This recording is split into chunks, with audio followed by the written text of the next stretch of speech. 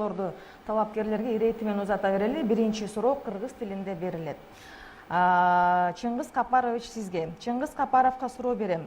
Сиздин кандай программаңыз бар? Айтып бериңизчи. Программаңыз жок эле, талапкерлигиңизди койдуңуз. Чыңгыз мырза, система деп кайра айтып жатасыз. Акыркы сандары 58-98 абонентинен келген.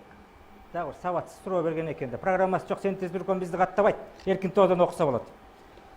Албетте, биринчи ушул көп жылдан бери программа деп мен айтып келатам. Аткаруу бийлиги гана кылат. Жогорку кеңеш мыйзам жасат, аны контролдойт. Денонсация, ратификациянын баарын жогорку кеңеш кылат. Мурун өкмөттүн мүчөсүн, өкмөттүн курамын курачу, түзүмүн аныктачу, азыр андай жок. Биздин программа эркин тоодон караса болот. Биздин программасыз жана башкасыз каттатпайт Синтез-Бүркөн. Бирок ал программаны аткарылбайт. Кайсы убакта көрдү ошо адамга айтайын. Партиялар болот, фракциялар болот турат, партиялар.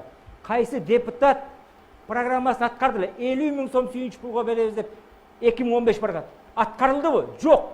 Бул элди алдоонун чеги болот акыры, туурабы? Мен ошон үчүн айтып атам, туугандар, жогорку кеңеш эч кандай кылбайт. Азыркы темпо эле супер президенттик ушу башкарууда депутаттар эч нерсе кыла албайт. Биринчи башын көтөрүп, бийликке каршы сүйлөбасын, Садыр Нуркожоевичтин атын айтып, Камчыбек Кыдыршаевичтин, ген прокурордун, президенттин иш башкармасы керек болсо Каныбек Түмөнбаевдин атын айта албайт.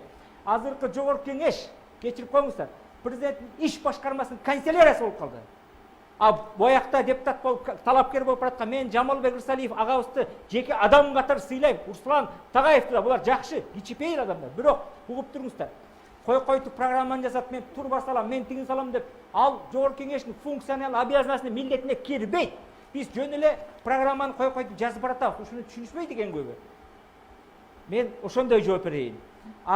Элди алдоонун чеги болот. Кааласа бизди шайласын, каалабаса шайлабасын.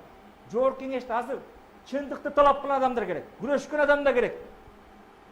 Шуну түшүнүшпөйт. Мыйзам жасап турган. Аны мыйзам толтура, жана айткам. Алтын тамга менен жазсаң да жүрөгүңдө иманың, ане бакылагың болбосо ал мыйзам иштебейт. Контролдош керек. Ал ошондой депутаттар керек жогорку кеңешке. Рахмат.